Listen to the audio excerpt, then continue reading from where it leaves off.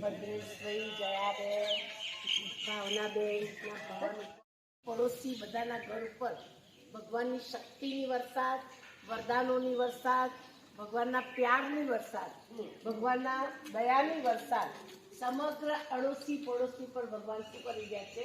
ભોલાનાથ ભગવાન વરસાવી રહ્યા છે. ભોલાનાથની કૃપા જેમ જયાબા ઉપર વરસી છે એમ અડોશી પડોશી બધી જ આત્માઓની ઉપર ખાસ કૃપા વરસે એવી આજના દિવસની શુભ ભાવનાઓ કામના છે. કલ્યાણકારી કોણ?